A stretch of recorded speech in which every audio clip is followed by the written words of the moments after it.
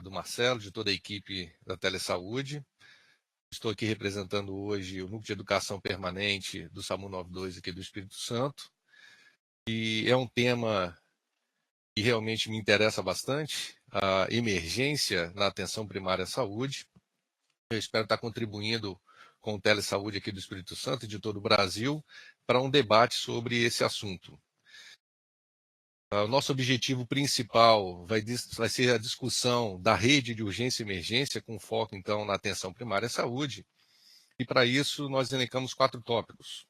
Vamos discutir um pouco sobre o acolhimento com classificação de risco, a identificação precoce dos sinais de alerta nos pacientes que procuram assistência na atenção primária à saúde, com seus agravos de saúde, as normas para a gente transferir esse paciente para dentro da rede de urgência e emergência, e, por último, nós vamos discutir uma sistematização do atendimento às vítimas de urgência e emergência.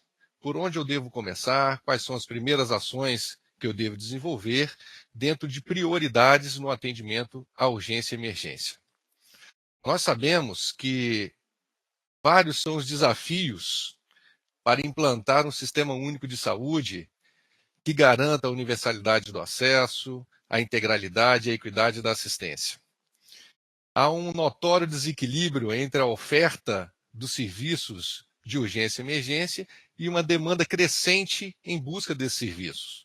Há um aumento do número de violência interpessoal, um aumento do número dos acidentes de trânsito, o surgimento de novas doenças infecto-contagiosas e o aumento também da agudização das doenças crônicas, tendo em vista aí a maior expectativa de vida da nossa população. Então, frente a esse desafio de equilibrar a oferta e a demanda por serviços de urgência e emergência, foi instituída a Portaria 1600 de 2011, na qual ela vem reformular, vem fortalecer a política nacional de atenção à urgência, instituindo a rede de atenção à urgência. Essa rede tem como diretriz principal a articulação e a integração de todos os equipamentos de saúde, objetivando ampliar e qualificar o acesso humanizado e integral aos usuários em situações de urgência nos diversos serviços que formam, então, essa rede de urgência e emergência. Esse é o principal desafio da construção dessa rede de urgência e emergência. E quando nós nos deparamos para a identificação, o porquê as pessoas estão adoecendo, o porquê as pessoas estão morrendo, nós conseguimos, através dessa tabela, identificar as 3 principais causas: a doença do aparelho circulatório, as neoplasias e as causas externas. Se nós fizermos uma análise de acordo com a faixa etária desses pacientes, nós observamos que de 1 ano até os 39 anos de idade, o que vem causando a doença, o que vem causando a morte, são os acidentes, são as causas externas, aí representada, né, pelos acidentes de trânsito, a violência interpessoal, o atropelamento, a queda, o afogamento, são as principais causas aí externas que vão levando, então, a uma maior mortalidade da população. E a partir dos 40 anos, nós começamos a observar uma prevalência maior das doenças do aparelho circulatório, notadamente o infarto agudo no miocárdio e o acidente vascular cerebral. As neoplasias também podem evoluir com situações de urgência, causando obstrução do trato gastrointestinal, perfuração ou sangramento. Então, como nós devemos enfrentar essa situação? O que nós podemos fazer para melhorar o atendimento à população frente a essa situação de desequilíbrio entre a oferta e a demanda e as principais causas de morte e mortalidade da nossa população? E aí, todos os componentes da rede de atenção à urgência têm que estar entrelaçados, de forma com que a gente possa ofertar à população a integralidade da assistência, a universalidade do acesso. O acolhimento com classificação de risco é importante, assim como também é importante a qualificação do profissional. O dado que vai gerar uma informação para se traçar estratégias para a rede de atenção à urgência e emergência e a regulação do acesso através das suas centrais reguladoras. A atenção básica à saúde é o ponto, é o cerne para o atendimento à urgência e emergência. É onde o cidadão vai procurar, onde o usuário vai procurar o seu primeiro atendimento. É ali que ele vai estar sendo acolhido pelos profissionais que atuam naquela ponta. Nós temos também outros componentes dessa rede, como a sala de estabilização. Um ambiente onde foi arranjado para estabilizar os pacientes de forma contínua em 24 horas, para que após essa estabilização ele possa ter acesso aos demais serviços da rede de urgência e emergência. O componente da Força Nacional do SUS, aglutinar forças para combater situações críticas, situações de desastre, catástrofes, onde vai ser preciso um comando com todos os diversos componentes para responder a uma situação crítica. A unidade de pronto atendimento 24 horas, ela se comporta como componente intermediário em relação à complexidade dos pacientes que procuram atenção básica à saúde e aqueles pacientes que procuram o serviço hospitalar. Também com competências para estabilizar o paciente e transferir de forma organizada, regulada e hierarquizada para a rede de urgência e emergência. O SAMU 92, um grande observatório da urgência e emergência de todo o nosso país, ele tem a função de chegar mais rápido aos usuários quando eles estão acometidos por algum agravo clínico, cirúrgico, traumático, obstétrico, ginecológico, psiquiátrico, seja qual for a faixa etária. Ele chega de forma mais precoce, estabiliza e transfere esse paciente para um serviço de acordo com o seu perfil de agravo. Nós temos também a atenção hospitalar. Então vamos falar um pouquinho sobre o que a gente considera o tripé aí de acolhimento e de atendimento ao paciente em situações de urgência e emergência. Aqui eu vou citar uma classificação de risco como uma forma de acolher os pacientes, tentando diminuir as mortes evitáveis nas filas que são geradas em busca dos serviços de urgência e emergência. Priorizar o atendimento de acordo com os critérios clínicos de gravidade. O paciente é acolhido, é recebida a sua queixa, são checados alguns sinais vitais e definido qual a sua gravidade, aumentando então a eficácia do nosso atendimento e determinando precocemente aqueles pacientes mais graves que precisam ser recebidos e ser atendidos com prioridade. Não mais aquela sequência antiga de eu cheguei primeiro, eu vou ser atendido primeiro, mas sim um atendimento por gravidade, por prioridade. Isso faz com que haja uma diminuição da ansiedade, tanto do solicitante, do usuário, do seu familiar e dos próprios funcionários da atenção primária à saúde e dos demais serviços da rede de urgência e emergência. Todo ponto de atenção à saúde, todo ponto de atenção que atende uma situação de urgência e emergência deve estar acolhendo esse paciente e classificando a sua gravidade. Aqui nós trouxemos como exemplo a escala de Manchester, existem várias escalas. A escala que é adotada aqui na região metropolitana é a escala de Manchester, é uma escala que trabalha a identificação de pacientes graves através da cor que é definido para esses pacientes. Então, nós temos aqui a cor vermelha, que identifica os casos de emergência, aquelas situações que necessitam de atendimento imediato. Alguns exemplos dessas situações são obstrução de via aérea, um quadro de insuficiência respiratória, um caso de choque, ou até mesmo uma parada cardiorrespiratória, uma situação mais crítica. Depois, os pacientes são categorizados como muito urgentes. Eles recebem a cor laranja e eles necessitam também de um atendimento de imediato. A seguir, os casos de urgência também necessitam desse atendimento, mas podem aguardar os casos de cor, então, estratificada como laranja e como vermelha.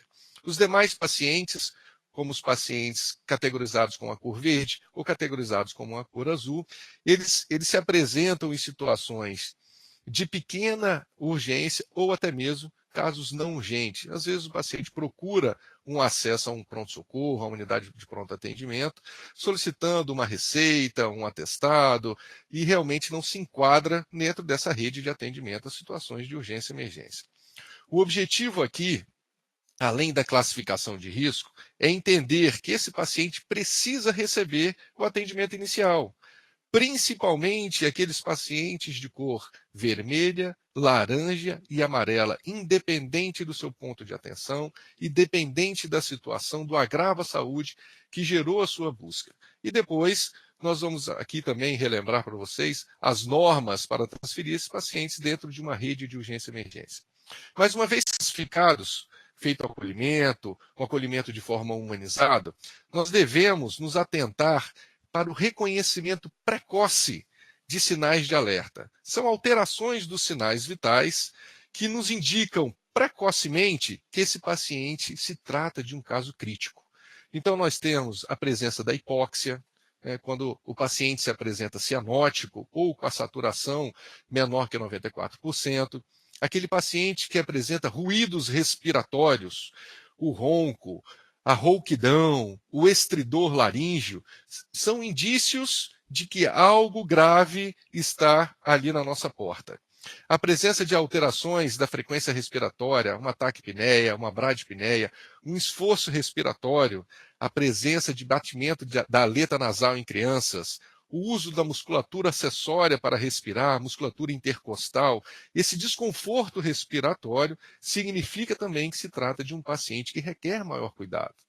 Alterações também na frequência cardíaca, como um ataque cardíaco, uma bradicardia, um pulso periférico fino, fraco, a pressão capilar periférica alargada maior do que 2 segundos, vai mostrando que existe alguma alteração no sistema circulatório que caracteriza inicialmente um caso de gravidade. A presença de hipotensão arterial talvez seja para nós um sinal mais importante, só que ele vem tardiamente. Ele não aparece precocemente. Então, não devemos deixar para diagnosticar um paciente crítico já numa fase mais avançada, onde ele tem uma descompensação do todo aparelho fisiológico para recuperar essa pressão arterial. A presença da diminuição do débito urinário, mostrando aí a má perfusão dos órgãos desse paciente, principalmente aí do aparelho excretor. A alteração de consciência, alteração na coloração da pele, pele pálida como uma vela, pele cianótica, significa realmente que esse paciente precisa de uma estabilização. E a febre também está entre esses principais sinais de alerta que nós devemos procurar durante o atendimento de urgência e emergência. E a partir daí, nós precisamos estabilizar, ofertar o cuidado, o que a gente chama de ofertar um cuidado sem parede. Eu não preciso esperar que esse paciente chegue dentro de um leito de UTI para receber os cuidados. Isso pode ser tarde demais. Eu preciso, de forma imediata, conduzir esse paciente à sala de estabilização e começar a reanimação desse doente. É necessário conhecer como é que funciona a sala de estabilização, quais são os equipamentos necessários para eu trabalhar na atenção primária à saúde para estabilizar esse doente. Um leito, uma maca fixa para poder examiná-lo, uma rede de oxigênio para poder ofertar oxigênio àqueles que necessitam, um carro de emergência com drogas, medicamentos, material de acesso à via aérea, material de acesso ao sistema circulatório, deve estar ali com fácil acesso durante o atendimento desses pacientes. Um monitor que possa me trazer vários parâmetros vitais, é de extrema importância também. Um equipamento que eu possa utilizar em situações de parada cardiorrespiratória, como um desfibrilador externo automático, ou mesmo um cardioversor desfibrilador mecânico, um marca-passo transcutâneo, são ferramentas, são tecnologias essenciais para a manutenção de vida dos nossos pacientes. Uma vez estabilizado esse paciente, aí sim eu vou me preocupar em transferir esse doente para uma rede de maior complexidade. Existem, então, algumas normas para que a gente possa fazer isso. Primeiro, esgotar todos os recursos tecnológicos que eu tenho disponível ali na minha unidade. Checar a estabilidade clínica. Esse paciente está estável do ponto de vista respiratório e circulatório. Isso é fundamental para eu fazer um transporte criterioso, um transporte seguro para essa vítima, para ele poder continuar recebendo assistência dentro de uma rede integral. Definir o tipo de transporte é fundamental. Nós estamos aqui trabalhando no estado do Espírito Santo, que nós temos acessos bem distantes E será que o melhor tipo de transporte para esse paciente é um transporte terrestre? Ou será que eu vou lançar mão de um transporte aeromédico? O acesso é mais rápido, mas existem algumas nuances do transporte aeromédico, além do custo, é claro. Eu preciso ter um bom teto para fazer esse transporte. Eu não posso fazer um transporte à noite. Então, eu vou usar de outros recursos para estabilizar esse paciente e transferi-lo até uma unidade que possa dar continuidade à sua assistência. E é importante, nesse momento também, definir qual a ajuda que eu preciso, qual é a central de regulação de urgência que eu vou solicitar. Eu preciso de um leito de retaguarda em enfermaria para dar continuidade a um tratamento de uma pneumonia leve, uma pneumonia branda, ou estou diante de um caso mais crítico? É um paciente que tem uma suspeita de uma pneumonia grave, ele precisa de assistência ventilatória, ele precisa de droga vasoativa. Esse paciente precisa de uma retaguarda de um leito de UTI para continuar a sua assistência. Então, eu vou acionar a central que regula os leitos de UTI, os leitos de enfermaria. Mas a partir do momento que eu estou atendendo um paciente com uma suspeita de infarto, uma suspeita de AVC, um paciente vítima de um trauma maior, um paciente com uma hemorragia digestiva, ali na atenção primária à saúde, eu vou estabilizar esse paciente, mas ele precisa ainda de alguma continuidade da sua assistência num pronto-socorro de maior complexidade, num pronto-socorro referência para a sua doença. E aí, nessas situações, eu devo acionar uma central reguladora de urgência chamada SAMU 192, com o número universal 192. Então, esse tripé de acolher, identificar o paciente precocemente através de sinais de alerta, esse paciente é um paciente crítico, estabilizar esse paciente e pensar aí, acionar o recurso, a central de regulação para o transferir, para dar continuidade à assistência, isso é fundamental, esse conceito que nós estamos trazendo aqui para os senhores. Bom, eu queria também citar o princípio do atendimento da urgência e emergência. Nós estamos ali, na linha de frente, e nós precisamos definir se existe uma prioridade do atendimento, de uma sistematização.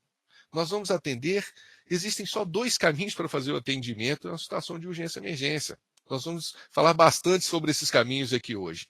É o caminho que a gente usa um mnemônico chamado ABCDE, ou o outro caminho, usando o mnemônico chamado CAB. Para definir qual é esse caminho que eu devo seguir, eu tenho que realizar uma impressão inicial desse paciente.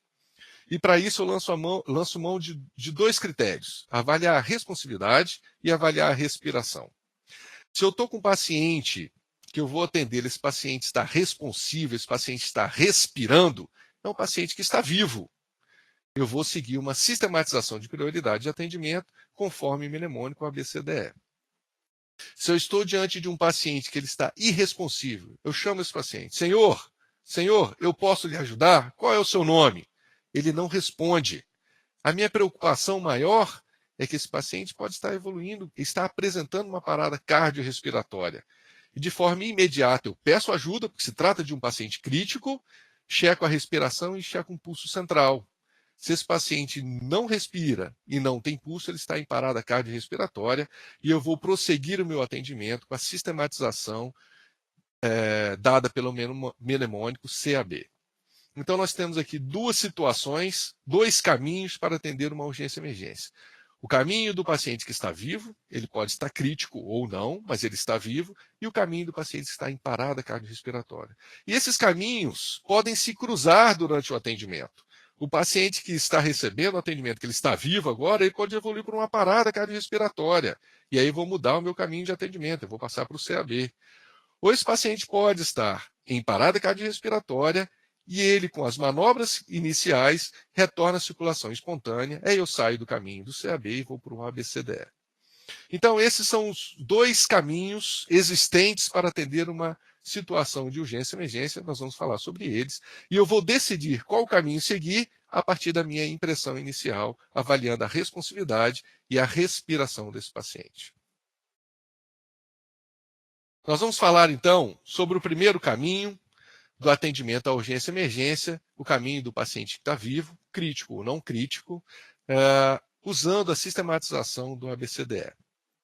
Dentro de cada letrinha dentro da letra A, dentro da letra B, da C, da D e da E, eu vou avaliar esse paciente, vou identificar qual é o seu problema, vou tentar definir a gravidade desse problema e vou propor uma intervenção. Essa é a maneira lógica de fazer um atendimento. Porque toda vez que eu pratico uma intervenção sem avaliar adequadamente esse paciente, sem identificar o seu problema, eu posso acertar, mas eu também posso errar e causar uma iatrogenia. Então, a sequência lógica, eu avalio, identifico esse problema e faço a minha intervenção. Na letra A, que significa airway, vias aéreas, eu preciso avaliar se essa via aérea está pérvia. Como é que eu faço essa avaliação? Pergunto alguma coisa para o paciente, como é que ele está, qual é o seu nome, e vou em busca de indícios que essa via aérea está pérvia. Se eu não encontro nenhum corpo estranho, secreção, se eu não escuto nenhum ruído nessa via aérea, tipo um estridor laríngeo, uma rouquidão, esse paciente tem uma via aérea pérvia. A minha próxima preocupação será em relação a se essa via aérea é uma via aérea difícil. Eu tenho que me atentar para isso agora, já no início do meu atendimento, porque em qualquer momento eu possa precisar de avançar com manobras de suporte avançado na via aérea. Então, eu vou tentar identificar alguma deformidade, uma deformidade congênita, uma deformidade provocada por um trauma, provocada por uma infecção, um pescoço curto, um pescoço largo. Esses são indícios do que eu tenho. Eu estou atendendo um paciente que tem uma via aérea difícil. E a terceira pergunta que eu devo responder, na letra A também, é se esse paciente tem uma hipóxia. E para isso eu vou observar, ele apresenta sinais de cianose? Esse paciente apresenta uma hipóxia. Eu coloco um oxímetro de pulso nesse paciente e a sua saturação é menor que 94%, esse paciente apresenta uma hipóxia, ele precisa receber oxigênio. Então, eu tenho que garantir na letra A uma via aérea pérvia e oferta de oxigênio com os diversos dispositivos que eu tenho no meu carrinho de emergência para que esse paciente possa, então, ser estabilizado do ponto de vista da letra A. A partir de então, eu sigo com a avaliação do aparelho respiratório, do briefing, da letra B. E aí eu vou avaliar esse paciente, realizar uma inspeção, avaliar sua frequência respiratória, avaliar se ele está apresentando algum esforço respiratório, fazer uma ausculta, uma palpação, uma percussão, em busca de alterações semiológicas. E aí eu posso me deparar e identificar uma certa situação que vai mostrar para a gente um desconforto ou até mesmo um quadro de insuficiência respiratória. Um paciente que está taquipneico ou bradipneico, um paciente cianótico, que está usando toda a sua musculatura acessória para ajudar no seu esforço respiratório. Ele está apresentando um quadro de uma insuficiência respiratória. E aí eu tenho que tentar definir qual é a gravidade desse quadro de desconforto ou de insuficiência respiratória, e aí sim procurar o local onde pode estar sendo desencadeado esse problema.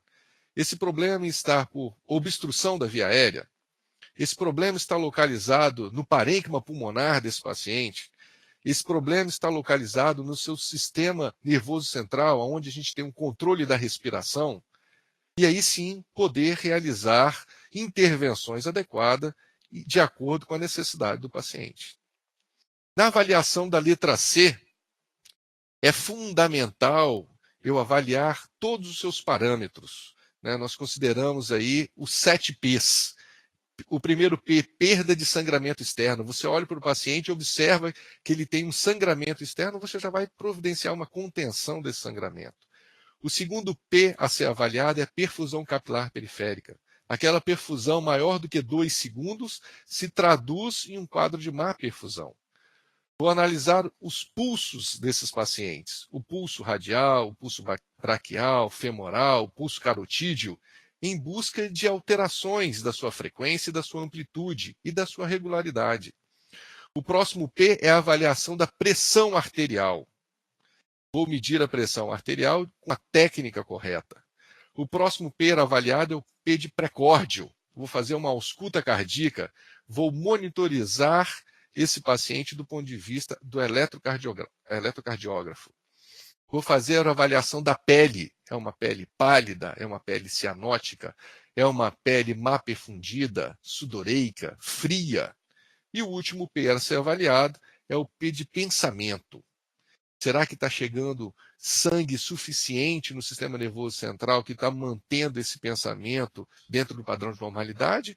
Ou esse paciente apresenta uma má perfusão do sistema nervoso central, se traduzindo a situações de ansiedade, agitação, letargia ou até mesmo coma?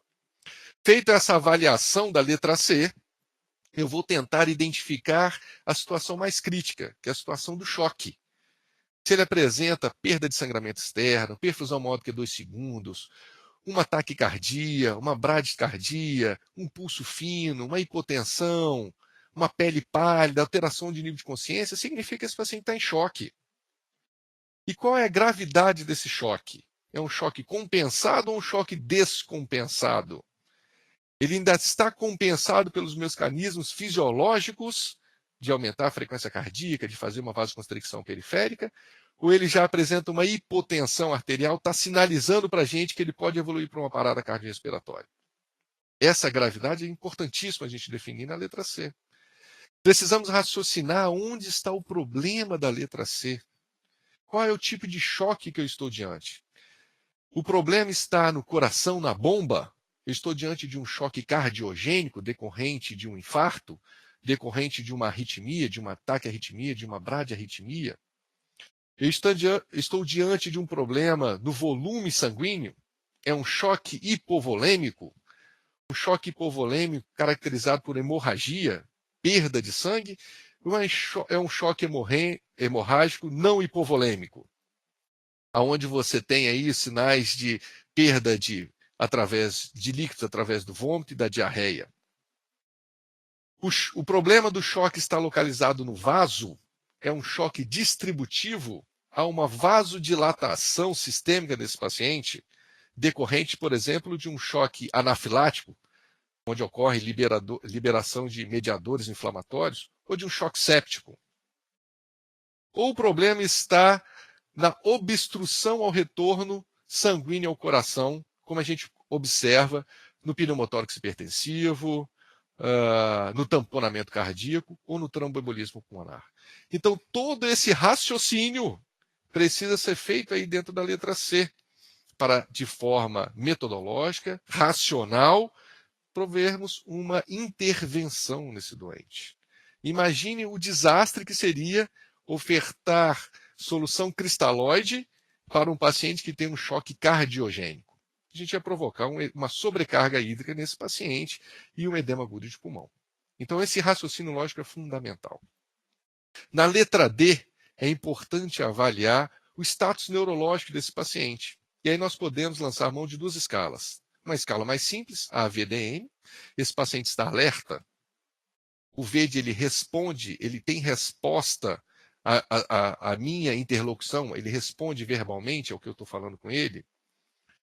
Ele responde somente a um estímulo doloroso que eu provoco nesse paciente, ou ele não responde em nada, em nenhuma dessas situações, traduzindo-se um paciente mais crítico. E a outra escala é a escala de coma de Glasgow, uma escala universal que vai avaliar o seu nível de consciência, a sua lesão cerebral, uma lesão cerebral traumática, uma lesão cerebral por infecção, uma lesão cerebral por baixo fluxo sanguíneo. Isso eu vou ter que avaliar também. A escala de coma de Glasgow, uma escala que varia de 3 a 15 pontos. 15 pontos são aqueles pacientes que não têm uma lesão cerebral, são pacientes conscientes, e 3 pontos aqueles pacientes já comatosos. Vale a pena ressaltar que aqueles pacientes que têm uma escala de coma de Glasgow menor ou igual a 8 são pacientes que têm alteração importante do nível de consciência, portanto, eles não conseguem proteger adequadamente sua via aérea. São pacientes candidatos a uma via aérea avançada, uma intubação orotraqueal, por exemplo. Então, é fundamental que a gente avalie o status neurológico desse paciente e acompanhe isso ao longo do nosso atendimento, assim como os demais parâmetros vitais. E na letra E, na nossa exposição, nós vamos buscar aí identificar feridas,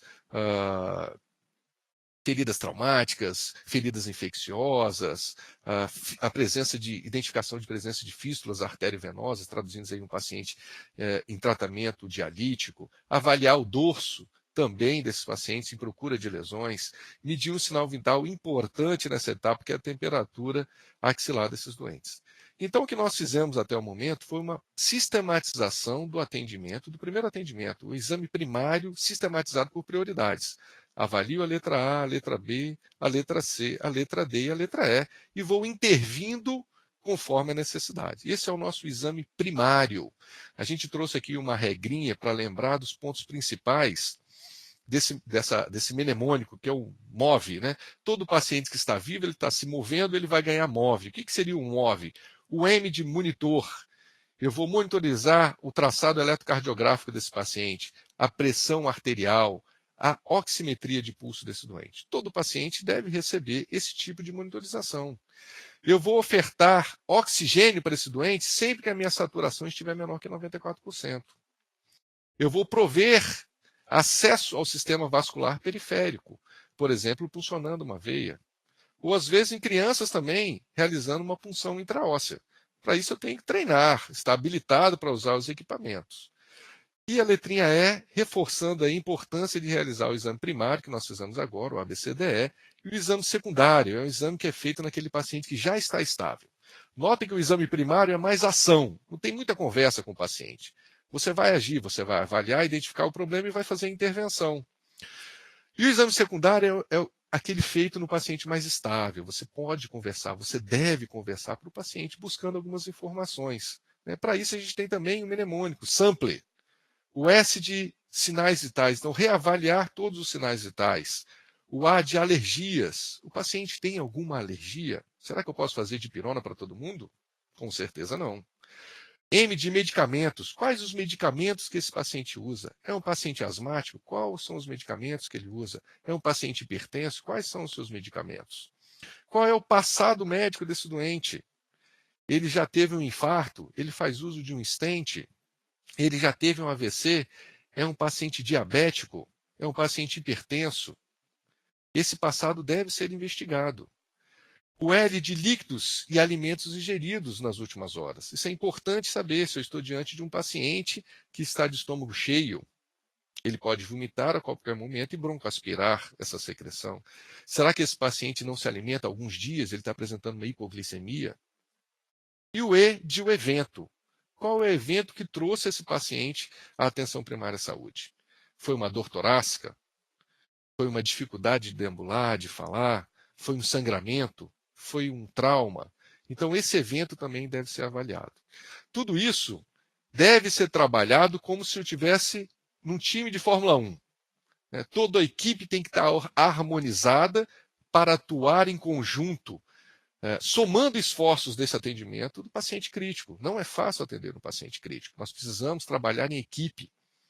Precisamos identificar um líder para trabalhar nessa equipe que vai comandar, que vai gerenciar o atendimento. O médico sozinho não consegue fazer um atendimento de urgência e emergência, assim como o enfermeiro sozinho não vai conseguir fazer um atendimento de urgência e emergência. Nós precisamos de uma equipe multiprofissional. Nós precisamos identificar um líder para direcionar todas as ações para buscarmos um bom resultado. As mensagens devem ser claras, deve haver um feedback em relação aos comandos que foram dados, para gerenciar e organizar. Não precisamos de um cenário caótico, de gritaria, de ofensas. Muito pelo contrário, temos que ter calma, temos que manter o raciocínio. Isso que o paciente precisa, de um trabalho em equipe. Precisamos trabalhar mais em equipe, tanto na atenção primária à saúde, quanto na atenção secundária e dentro dos hospitais. Nós trouxemos aqui algumas situações que podem chegar até a atenção primária à saúde. Situações que nós precisamos intervir de forma adequada o mais rápido possível. Eu posso atender um paciente com obstrução de via aérea por corpo estranho. Inicialmente, ele pode conseguir falar, e aí a minha ação vai ser estimular a tosse para ele expelir esse corpo estranho. Ou não, esse paciente já pode se apresentar ou evoluir para uma obstrução completa da via aérea. E aí ele se expressa através daquele sinal de sufocamento. Eu não consigo respirar. O socorrista precisa de forma imediata desobstruir essa via aérea do paciente. Nesse paciente que ainda está consciente, ainda tem oxigênio no cérebro, porque daqui a pouco, se você não fizer nada, ele vai evoluir para uma parada cardiorrespiratória. Então, de forma imediata, nós temos que identificar esse paciente, identificar que é um paciente crítico e assumir alguma ação, assumir uma atitude. Aqui eu trago como exemplo a manobra de Heineken. Como é que é feita essa manobra?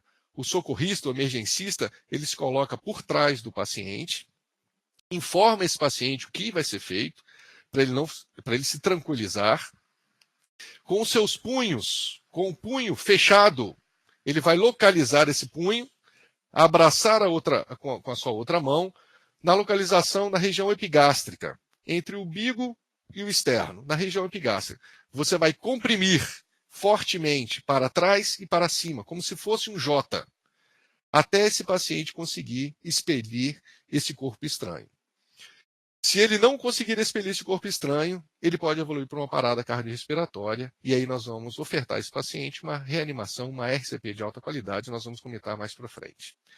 Da mesma forma, eu posso estar diante de uma criança, de um lactente, de um bebê. E qual é a manobra que nós vamos executar para desobstruir uma via aérea de um bebê? Primeiro é a posição que o socorrista deve se colocar e a posição do bebê. Notem que a posição do bebê, ele fica com a cabeça mais baixo do que o restante do corpo. O socorrista, ele vai segurar esse bebê de tal forma que ele consiga abrir a boca e daqui a pouco virar para outra posição. Nessa primeira posição, o socorrista vai bater com 5 tapas, vai ofertar 5 tapas na região dorsal desse bebê. Depois dessa manobra, ele vira o bebê e vai realizar 5 compressões torácicas. E vai permanecer realizando compressões torácicas e tapas nas costas até esse bebê desobstruir a via aérea ou evoluir para uma parada cardiorrespiratória, que nós vamos comentar mais para frente como é que nós vamos atuar. Então, desobstruir uma via aérea é fundamental em qualquer ponto de atenção, urgência e emergência. Outra situação comum de queixa dos pacientes é a dor torácica. Muitos pacientes procuram serviços de saúde por conta de uma dor torácica. E, mais uma vez, é fundamental atender esse paciente de forma sistematizada por prioridades, realizar o ABCDE, realizar o exame secundário nesse paciente. Qual é a nossa preocupação? É desobstruir a via aérea, ofertar oxigênio para esse paciente. Lembre-se lá do MOVE, monitorizar, pegar um acesso venoso. E depois que eu estabilizo esse paciente, garanto que ele não vai morrer agora instantaneamente, eu vou investigar o que causou essa dor torácica.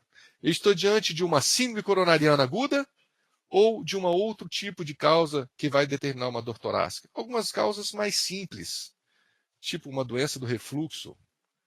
Outras causas mais complexas, um pneumotórax hipertensivo, uma ruptura de um aneurisma, uma causa extremamente grave. Então, eu tento, dentro do meu exame primário e do exame secundário, determinar se eu estou diante de uma síndrome coronariana aguda. Porque eu só estou diante de uma síndrome coronariana aguda, eu preciso realizar, dentro de uma meta estabelecida de 10 minutos, o eletrocardiograma. E aí eu vou fechar o meu diagnóstico. Eu tenho uma síndrome coronariana aguda com supradesnivelamento de ST, observem aqui nessa figura. Ou eu tenho uma síndrome coronariana aguda sem supradesnivelamento de ST, porque o tratamento vai mudar. De uma forma geral, nós devemos considerar esse tipo de tratamento aqui. Vamos lembrar através do seu mnemônico, o Monabich. Vamos considerar a oferta de morfina, de oxigênio, de nitrato, do AS, do beta-bloqueador, do clopidogrel ou outro antiplaquetário e da heparina. E para aqueles pacientes que têm uma síndrome coronariana aguda, com supradesnivelamento do segmento ST, o paciente está com um infarto agudo do miocárdio, o tempo é fundamental para o tratamento desses doentes. Eu preciso, o mais precocemente possível, ofertar uma terapia de reperfusão daquela artéria coronariana que está fechada. Eu preciso abrir essa artéria, seja ela de forma química, usando fibrinolíticos, ou seja, de forma mecânica, realizando a angioplastia nesses doentes. E o tempo, mais uma vez, é fundamental, inclusive para determinar qual a terapia que eu vou lançar mão para esse doente. Se eu estou com tempo dentro aí dos meus primeiros 120 minutos até a chegada a um setor de hemodinâmica no hospital de referência, eu posso lançar a mão da terapia mecânica. Agora, se eu estou distante da minha referência, se eu estou a mais de 120 minutos dessa referência, eu preciso de imediato ofertar terapia com fibrinolítico e aí reperfundir essa coronária e, no segundo tempo, encaminhar para a minha referência para ele estudar toda essa parte coronariana. Então, é fundamental, dentro de um paciente com a queixa de dor torácica, eu definir o seu diagnóstico diferencial. Se trata de uma síndrome coronariana aguda, de uma doença do refluxo, de um pneumotórax hipertensivo, esse é o primeiro passo. Segundo passo, estabilizar esse paciente e referenciar através de uma central reguladora, neste caso o SAMU 92, para o seu ponto de referência mais adequado. Dentro aqui da região metropolitana, nós temos 2 serviços que executam essa terapia de reperfusão através do uso da hemodinâmica, que é o Hospital das Clínicas e o Hospital aqui em Vitória, no município de Vitória, e o Hospital Evangélico no município de Vila Velha. Outro ponto importante que a gente trouxe para discutir, outra queixa importante, são aqueles pacientes que apresentam acidente vascular cerebral. Ele não vem com a identificação, né? Doutor, eu estou com AVC. Ele não vem assim. Ele demonstra para a gente alguns sinais de que ele está com AVC. Mas, mais uma vez, antes mesmo de eu procurar esses sinais de AVC, eu tenho que realizar um atendimento sistematizado, através do ABCDE, garantindo a via aérea pérvia, ofertando oxigênio para aqueles que realmente necessitam, avaliando a respiração, os seus sinais circulatórios, o seu nível de consciência. E aí, depois, sim, eu vou me preocupar com o evento. Como é que aconteceu? O que aconteceu com o senhor? E aí eu posso lançar a mão do diagnóstico através da escala do Cincinnati, na qual nós vamos avaliar o sorriso desse paciente. Existe uma deformidade ao sorrir? Observem como há uma deformidade facial quando esse paciente sorri. Depois eu avalio a força muscular desse paciente. Eu faço o teste da queda do braço. Eu peço para esse paciente fechar os olhos e erguer os 2 braços. Se ele tem alteração na simetria, se ele tem perda de força em um braço, é um indicador de se tratar de um paciente com um AVC. E por último, eu avalio a sua fala. Ele consegue falar ou ele embola a sua frase? Então, peço para ele falar uma frase simples, tipo, o Brasil é o país do futebol. Se ele tem dificuldade de articular palavras para falar essa frase, esse paciente é um paciente que deve se levar em conta o diagnóstico de um AVC. É claro que a gente tem que levar em consideração alguns diagnósticos diferenciais. Situações como hipoglicemia podem causar essas alterações. Situações como uma crise convulsiva podem causar essas alterações, assim como uma síndrome demencial. Então, o diagnóstico diferencial também é importante. Mais uma vez, feito a suspeita dentro da atenção primária à saúde de um paciente com um acidente vascular cerebral, é importante que esse paciente chegue a um serviço de referência, porque nós precisamos fazer a diferença entre um AVC isquêmico e um AVC hemorrágico. O tratamento do AVC isquêmico segue uma linha diferente do tratamento do AVC hemorrágico. Nós podemos e devemos garantir uma trombólise para esses pacientes vítimas de um AVC isquêmico.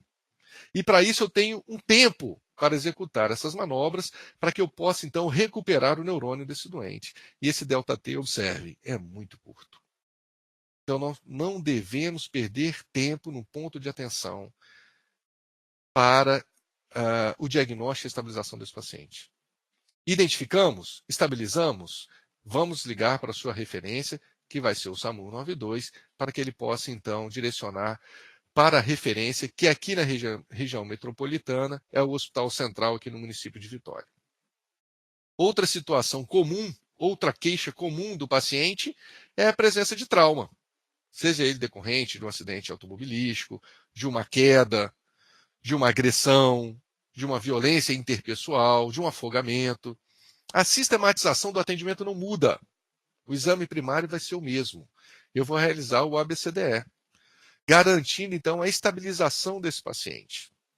Vou realizar o exame secundário, o sample, em busca de indicações e conhecimento sobre esse paciente, sobre alergia, sobre medicamentos, seu passado médico, sobre líquidos ingeridos e qual foi o evento. Qual foi o mecanismo que provocou trauma?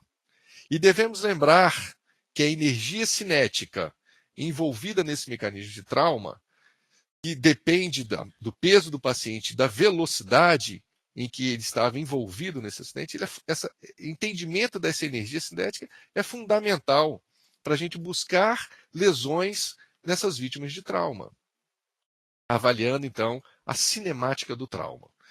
Definir o diagnóstico. Eu estou diante de um paciente com trauma crânioencefálico. Esse trauma crânioencefálico é grave, é leve, é moderado? Eu estou diante de um paciente vítima de um trauma de tórax, de um trauma de abdômen, de um trauma musculoesquelético? Eu estou diante de um paciente queimado? Eu estou diante de um politrauma, trauma multissistêmico? Isso é muito importante para todos os atores da rede de urgência e emergência. É uma gestante vítima de trauma? A minha referência muda. Ela vai buscar, nós vamos referenciar ele para outro hospital que tenha condições de atender de forma integral uma gestante traumatizada. Então, estratificar a gravidade do trauma em trauma maior e trauma menor é outra ação que todo médico de atenção à saúde, que trabalha na atenção à saúde, deve fazer. Eu trouxe aqui um desses indicadores, um desses scores, que é o Revisão do Trauma Score, que avalia 3 parâmetros: a escala de coma de Glasgow, a pressão arterial sistólica e a frequência respiratória desses pacientes. E aí ele vai receber pontos de 0 a 4, de tal forma que eu chamo aquele paciente que tem uma pontuação menor, ou seja, ele tem mais agressões, mais alterações nesses sinais vitais, como um trauma maior. Então, todo paciente que tem de 0 a 10 pontos, ele é considerado uma vítima de trauma maior. E aqueles pacientes que têm 11, 12 pontos são considerados vítimas de trauma menor. Existem outras escalas para a gente definir a gravidade desse trauma. O importante é, eu estou diante de um trauma maior, estabilizar esse paciente, entrar em contato com a central do SAMU 92, para então poder ter acesso aos outros componentes da rede de urgência e emergência. Aqui eu trago uma escala que define outros critérios para trauma maior, critérios fisiológicos, critérios anatômicos, o mecanismo de trauma, até a presença de comorbidades. E aí nós vamos definir, então, se realmente se trata de um trauma maior e a necessidade dele ir para um hospital de referência no atendimento ao trauma maior. Aqui na região metropolitana, nós temos no município de Vitória o Hospital Estadual de Urgência e Emergência, o EUE, aqui no município de Vitória, referência no trauma maior. E no município da Serra, uma referência também estadual, que é o Hospital Jaime Santos Neves, um hospital também referência para o atendimento às vítimas de trauma maior. Outra queixa comum dos nossos pacientes que buscam atendimento aí na atenção primária à saúde é o paciente portador de um quadro de infecção, um quadro séptico.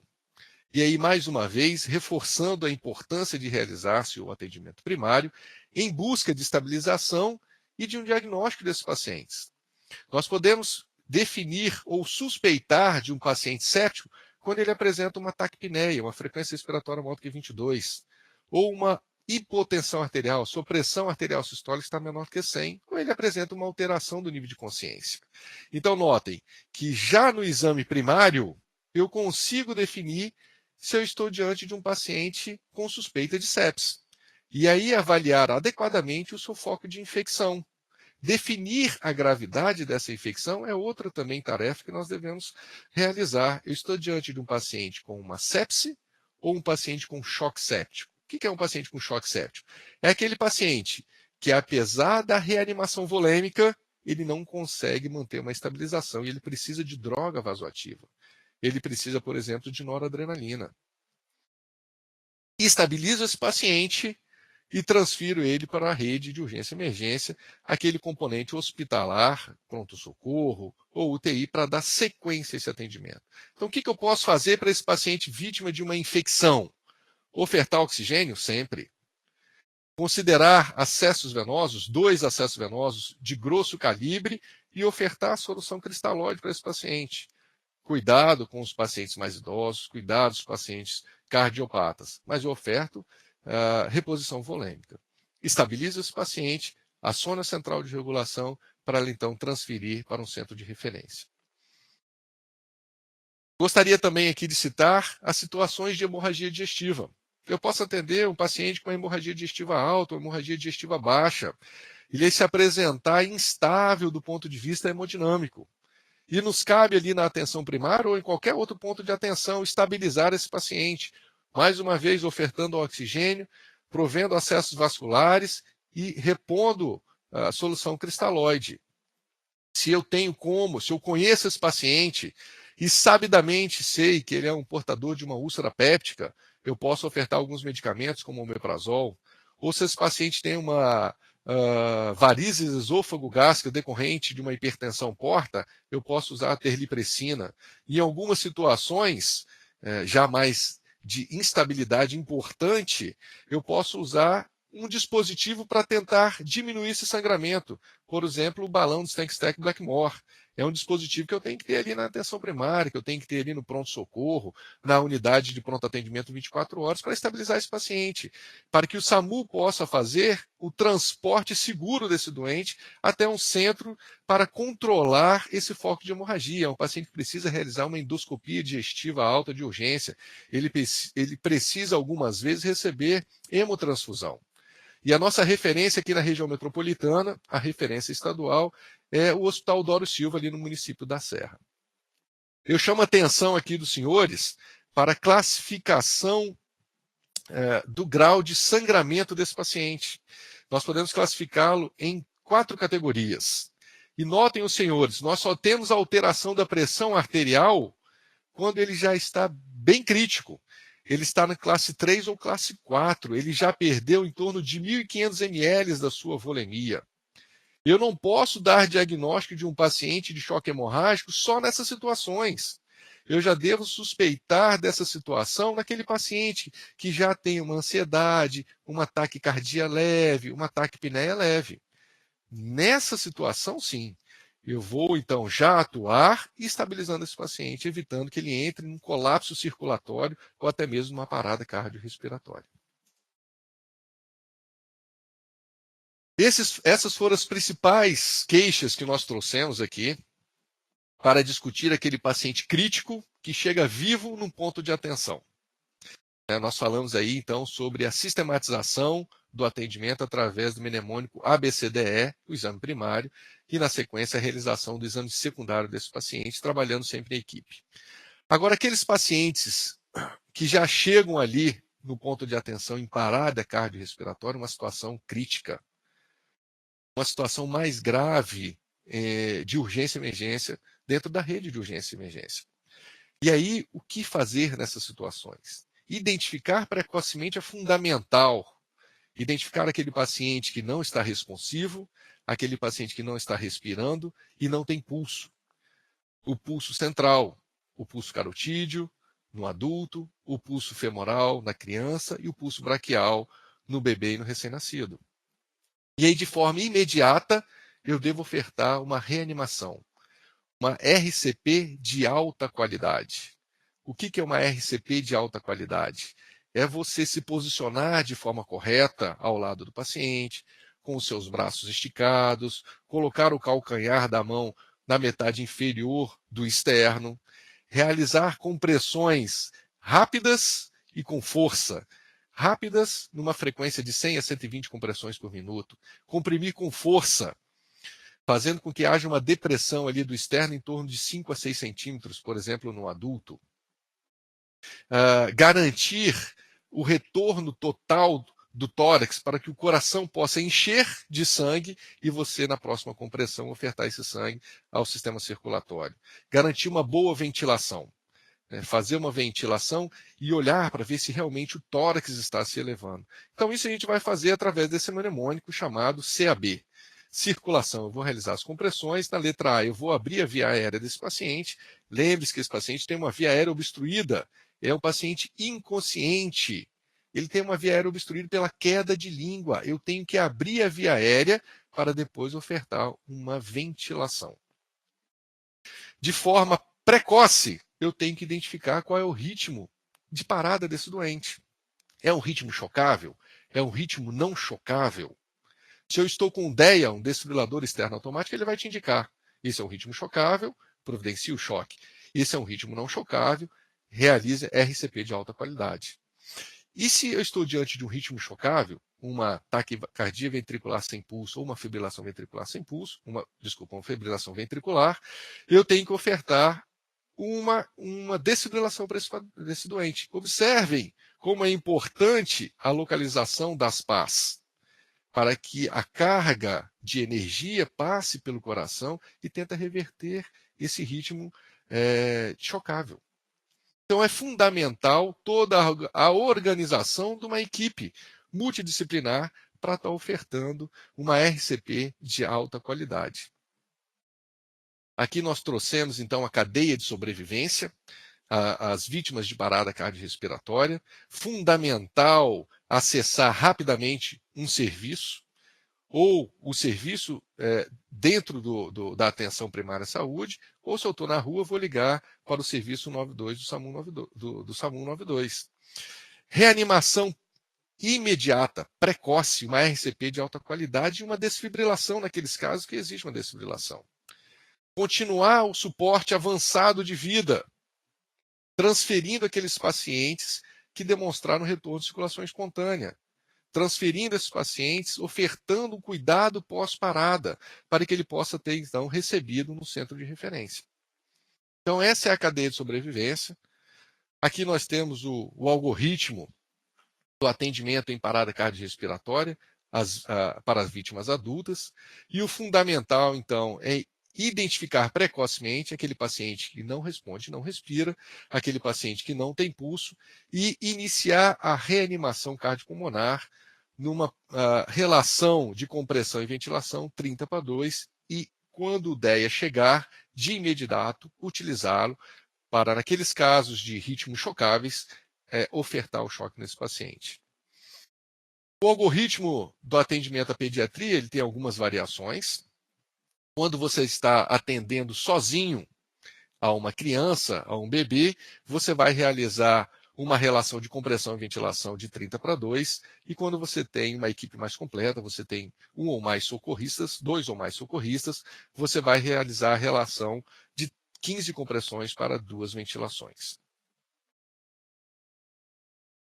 Bom, essas são as situações principais que todo médico socorrista, todo enfermeiro, técnico de enfermagem socorrista, emergencista, em algum momento da sua vida, vai se deparar dentro de um ponto de atenção, seja ele na atenção primária à saúde, seja ele na atenção secundária ou terciária. Nós não trouxemos nenhuma alta tecnologia que está inviável de se prestar um bom atendimento, de estabilizar esse paciente. Vocês puderam observar que nós trouxemos uma sistematização, um raciocínio lógico e um esforço em ações para estabilizar esses pacientes. E aí eu acessar o serviço de regulação de urgência e emergência, por exemplo, o serviço SAMU 92. É um serviço que presta atendimento ininterrupto, 24 horas por dia. O seu acesso é um acesso fácil, é um acesso gratuito, basta ligar o número 192, que você vai ter acesso à central de regulação. Uma central que garante uma escuta permanente, todas as ligações são gravadas. Isso é fundamental para o atendimento de urgência e emergência. Ele responde a todos os chamados de qualquer natureza, seja clínico, cirúrgico, traumático, gineco, obstétrico, psiquiátrico, em toda a faixa etária, dentro da sua área de abrangência, viabilizando aí um atendimento precoce e colocando esse paciente dentro de uma rede de urgência e emergência. Então, o SAMU é um grande observatório. Ele tem outras atribuições, como organizar todo o serviço da rede de urgência e emergência, ver qual é o local certo, no tempo certo, que esse paciente deve ser inserido, coordenar incidentes de múltiplas vítimas, participar da formação de profissionais aí para o atendimento de urgência e emergência, elaborar e aplicar cursos de primeiros socorros também para a população leiga. É fundamental essa ação de todo socorrista, todo emergencista, ir às escolas, ensinar a identificação de situações críticas, por que não também ensinar a realização de RCP de alta qualidade? Então, todas essas funções aí são atribuições do serviço do SAMU 92. Ele hoje tem uma cobertura nacional. Em 2017, são aproximadamente 186 centrais de regulação de urgência e emergência, provendo aí cobertura a 76% da população, estando aí em aproximadamente 3 mil municípios. São próximos de 2.500 unidades de suporte básico de vida, aquela unidade que trabalha com condutor, socorrista e com técnico de enfermagem, aproximadamente 600 unidades de suporte avançado de vida, que a equipe que compõe essa unidade é o médico, o enfermeiro e o condutor, 224 motolâncias, 9 embarcações ou ambulâncias, principalmente nas áreas de difícil acesso lá no Amazonas, e 7 equipes de aeromédico. Essa é a estrutura nacional do SAMU 92. Aqui na região do estado do Espírito Santo, o SAMU hoje atua na região metropolitana.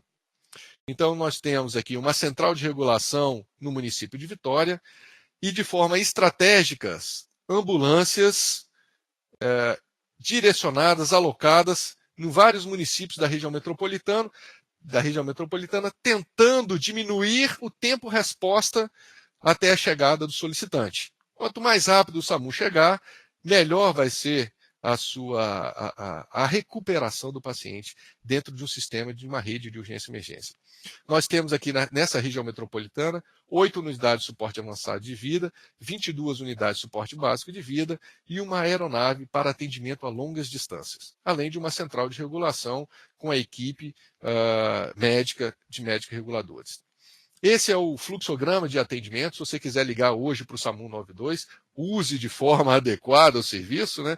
Infelizmente, algumas pessoas usam de forma inadequada, passando trote. Isso inviabiliza o acesso do usuário naquela situação mais crítica da sua vida ao sistema de urgência que é o SAMU 92. Então, vamos usar o serviço de forma consciente. Você vai ligar o 92, você é recebido por o TARME, um técnico auxiliar da regulação médica. A função principal desse técnico auxiliar é identificar um pedido de socorro, qual é a queixa desse solicitante, identificar o seu o seu endereço com o ponto de referência, para que, se for o caso de enviar um recurso, eu saber exatamente aonde eu vou enviar esse recurso. Essa ligação, então, quando se trata de um pedido de socorro, é passado para o médico regulador, e o médico regulador, através da telemedicina, vai exercer a sua atividade para tentar identificar, então, sinais de gravidade e classificar esse paciente também, à semelhança do Manchester, tentar priorizar o atendimento. Então, aqueles pacientes categorizados como vermelhos são situações de emergência, o amarelo de urgência, o verde de uma urgência de menor potencialidade e os casos azuis de uma menor urgência. Então, o médico regulador, ele tem a função de tentar identificar a gravidade dessa solicitação através da telemedicina. Ele não está presente ali do lado do paciente, como a gente observa nos pontos de atenção fixa. Ele está distante. Ele vai usar do recurso da telemedicina, de informações que vão ser passadas. Então, ele é treinado, ele é qualificado para fazer as perguntas certas. E ele precisa receber a informação do ponto de vista do solicitante, por parte do solicitante. E aí ele vai tomar uma decisão. Essa decisão pode ser uma orientação médica. Ele foi atendido pelo SAMU e recebeu uma orientação. Olha, você vai tomar tais ações e vai buscar pela atenção primária à saúde, por exemplo. Ou ele vai enviar um recurso naquelas situações de maior gravidade. Passa essa ligação, então, para o radiooperador. Esse radiooperador ele vai localizar aquela ambulância mais próxima do solicitante e então enviar essa ambulância até o solicitante. Uma vez essa equipe chegando até o solicitante, vai fazer toda aquela padronização do atendimento, né, dentro do ABCDE para o paciente que está vivo, dentro do CAB para o paciente que está em parada cardiorrespiratória, e vai entrar novamente em contato com a central de regulação, passando essas informações para o médico regulador, e aí sim, de forma mais assertiva, o médico regulador vai tomar uma conduta, podendo medicar esse paciente, liberar esse paciente da sua residência, ou podendo conduzir esse paciente para o serviço da rede de urgência e emergência. Pode conduzir esse paciente para a atenção primária à saúde, para o pronto atendimento, para a UPA 24 horas ou para um pronto-socorro. É claro que aí respeitando a complexidade de cada situação. Então, para finalizar, essa aqui é a nossa rede de atenção urgência e emergência, com todos os seus componentes de ação. Lembrar aí, das políticas de promoção da saúde, prevenção das doenças, principalmente o acidente de trânsito. Nós temos que estar aí, levantar a bandeira para prevenir acidentes. Nós temos a unidade básica de saúde, a UPA 24 horas, a central de regulação do SAMU, as ambulâncias do SAMU dispersas em toda essa região metropolitana aqui do estado do Espírito Santo, e os nossos hospitais, aqueles hospitais de referência, né? Nós já citamos alguns hospitais de referência, o Hospital Central, referência no atendimento do AVC, o Hospital das Clínicas e o Hospital Evangélico, referência nas situações do infarto agudo do miocárdio, o Hospital de Urgência e Emergência e o Hospital Jaime, referência no atendimento do trauma. Essas são algumas das referências dentro da rede de urgência e emergência, não esquecendo das crianças, né? Nós temos aí o Hospital Infantil aqui, Nossa Senhora da Glória, no município de Vitória, e o IMABA, no município de Vila Velha. Então, esses são os componentes da nossa rede. Isso que a gente queria discutir aqui, é trazer essas diretrizes de funcionamento da rede de atenção à urgência e emergência e envolver todos os atores que estão aí na porta, atendendo essas situações, seja esse ator aí presente na equipe da atenção primária à saúde ou nas outras equipes dessa rede. E o SAMU atuando aí de forma a regular o acesso dentro desses serviços. No mais, eu gostaria de agradecer a todos que tiveram a oportunidade de participar dessa web palestra, nesse tema fantástico, que é o atendimento da emergência dentro dessa rede. É um grande desafio atender realmente a emergência. A gente sabe das dificuldades, mas a gente sabe também do reconhecimento da população com o socorrista, com o emergencista.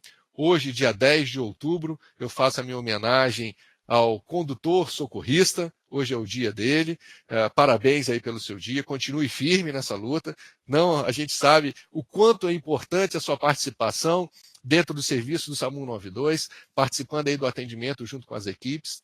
Gostaria de mandar um forte abraço para a equipe do Vitória Grantec, do Centro de Habilidade e Simulação. É o primeiro centro da American Heart aqui no estado do Espírito Santo.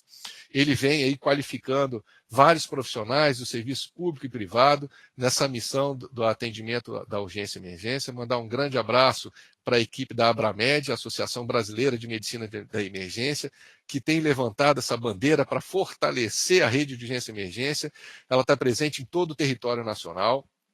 Hoje está lutando para que seja fortalecida a residência em urgência e emergência, formando profissionais, médicos e enfermeiros que possam ofertar à população um atendimento seguro, um atendimento qualificado. Mais uma vez, agradeço a parceria com a equipe do Telesaúde, essa parceria do SAMU com a equipe do Telesaúde aqui do Espírito Santo. Espero poder contribuir para outros temas, aprofundar um pouquinho mais alguns assuntos que a gente trouxe aqui de forma mais superficial, mas aprofundar o assunto sobre o infarto, sobre o AVC, sobre a hemorragia digestiva, atendimento do trauma, ou até mesmo a parada cardiocirculatória. Muito obrigado aí a todos, Marcelo.